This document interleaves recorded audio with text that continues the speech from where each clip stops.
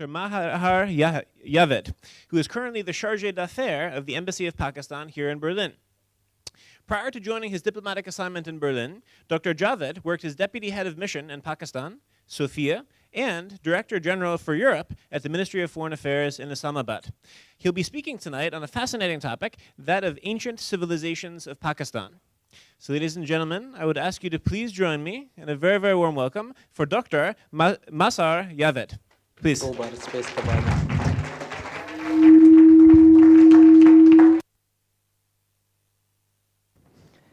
Thank you.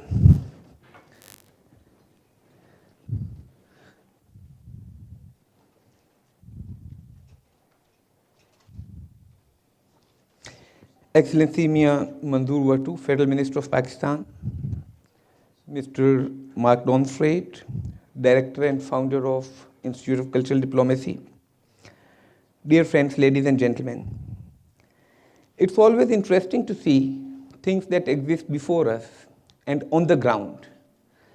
But I personally find it even more interesting to visualize things that existed years before us, and now they might be buried somewhere under the ground. We can't see them, but we can definitely visualize them.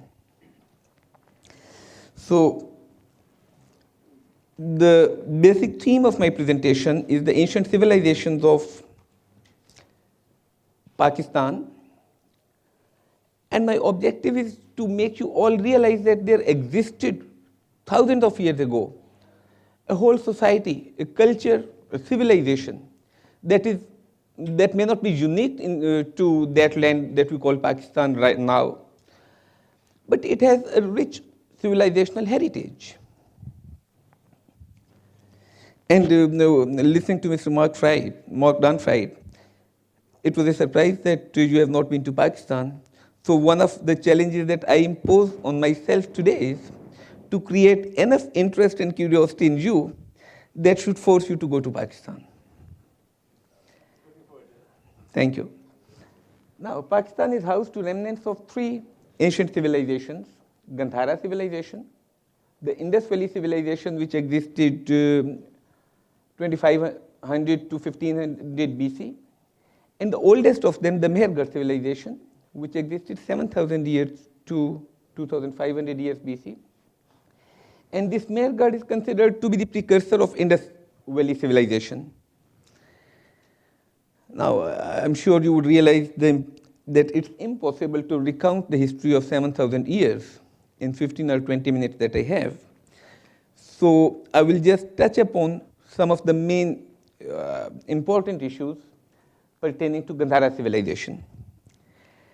Pakistan's northern parts were house to the ancient Gandhara civilization, and the areas where the centers of this civilization were located are now known as Peshawar, Taxila, Swat, and the adjoining plateau. Let's look at the map. This area. Do we have pointer? Anyway, it's in the north, there, right next to the Afghan border, the Peshawar, and the adjoining area.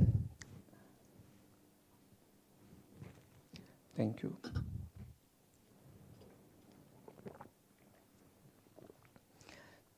The Gandhara kingdom lasted from early 1st millennium before Christ to the 11th century AD, and its peak was from the 1st to the 5th century and under Buddhist rule.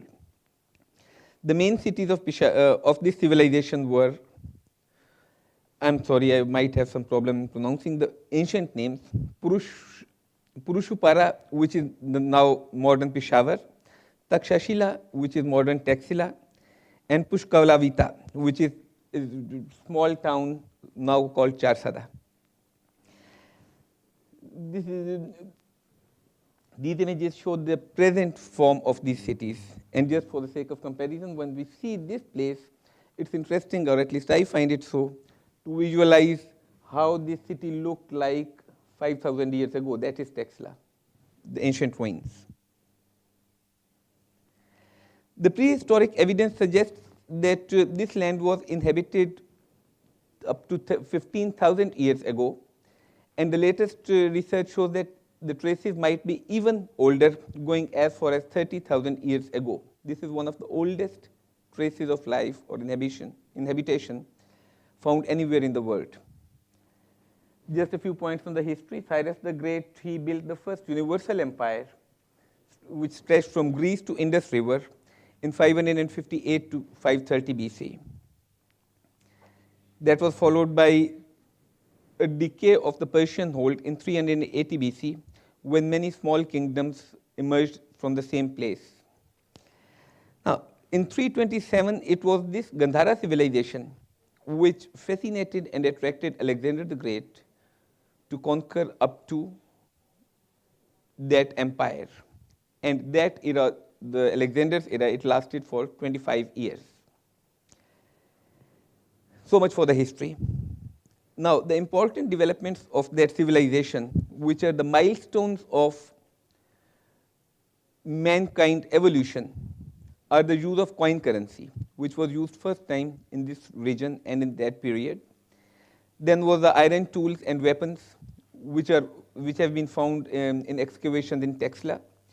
And then is the oldest university in the world, which was founded in Texla.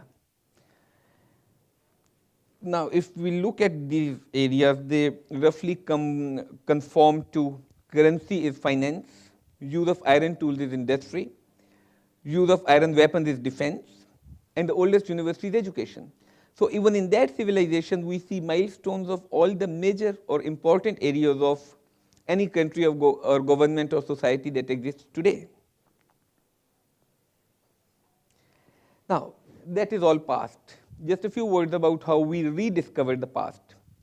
It was in 1848 that British General Alexander Cunningham, the famous archaeologist, he found Gandhara sculptures in the north of Peshawar. It was again he who identified the Texla archaeological sites in 1860. Since then, many Buddhist statues have been discovered in that area. Then from 1912 to 1934, John Marshall discovered a large number of stupas and monasteries. Here, let me also mention that Gandhara civilization was the place where where Buddhism was adopted as the state religion, and it continued for 1,000 years.